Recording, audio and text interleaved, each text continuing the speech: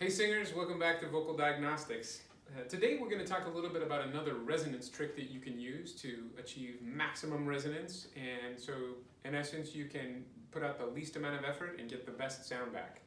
After all, that is the name of the game, right? So, okay, we've talked in terms of how the resonance is created, what you can adjust, right? We've talked about the ways in which you feel that resonance.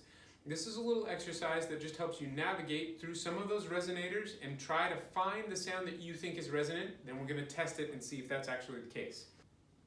Okay, so you're going to pick a vowel, any vowel of your choice. I'm going to choose E. It's nice and bright. I like to use that one for an exercise of this nature, but you can ideally use it with any vowel, okay? So we're going to start with that vowel. We're going to sing it just as we would normally. E. Okay, now, what we're going to do is we're going to close our mouth, so almost as if we're humming. We're going to start way in the back with a dark sound. We're going to move all the way to the brightest sound we can make, and then we're going to move to something in the middle. Remember, the idea is that the perfect sound is a beautiful blend of chiaro and scuro, bright and dark. It should have elements of both of those things. When we find that sweet spot, that sweet resonance spot, the sound should feel different and should sound different for a variety of reasons, which we won't get into today. But what you're going to do is cycle through that whole spectrum, find the one you think works in the middle, and then open to the vowel and see if it's what you thought you would get. Okay? Here's how it goes. So I'm going to go.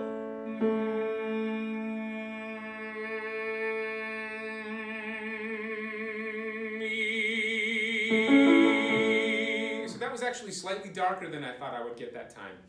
If you hear in the ideal sound, though, there are elements of both of those extremes. So you should feel a little bit of the sensation of that frontal sound and some of the sensation of the darker sound. When they mix, though, they balance really well. Okay, so try another one with me. Here we go. Pick whatever vowel you've got inside, whatever vowel you've chosen, and we're going to sing it in a dark way with the lips closed. Move it to the front.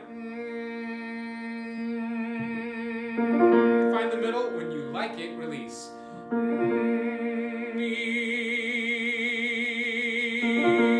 Okay, that one's okay. I'll take that one, right? So, now of course there are some things to look out for here. When you go to that middle version, if you never find one that feels great, in other words, if it feels like it's too dark or too heavy, or it feels too nasally, maybe your soft palate is still caved in too much, don't release to the vowel. Just take a breath and reset.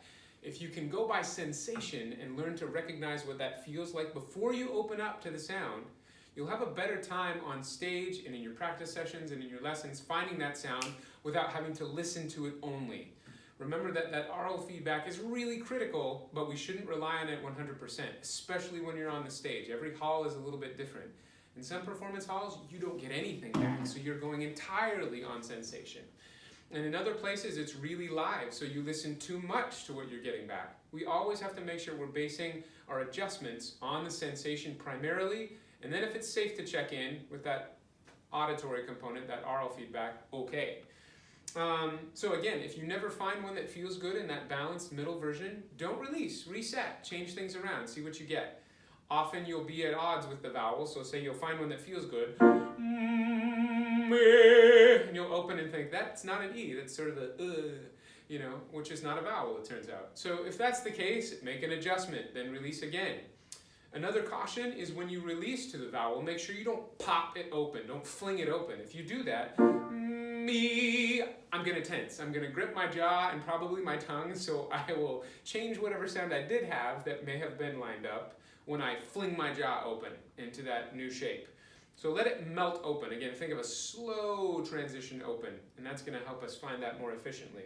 Okay, give that a try. As you notice here, we've stayed basically in the middle range. You can do this exercise anywhere in your range. Of course, it gets a little harder as you go up higher, but I'm always a huge advocate of doing the bulk of the work in the middle part of the voice, then exporting, so we can simplify those things. There's so much that has to happen for our sound to come out the right way.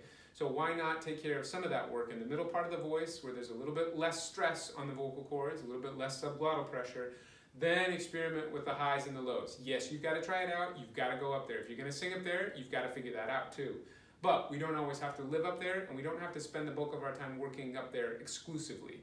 So don't be afraid to work in that middle part of the voice. Okay, thanks for watching. Don't forget to subscribe and let me know what kinds of things you're all working on. Thank you.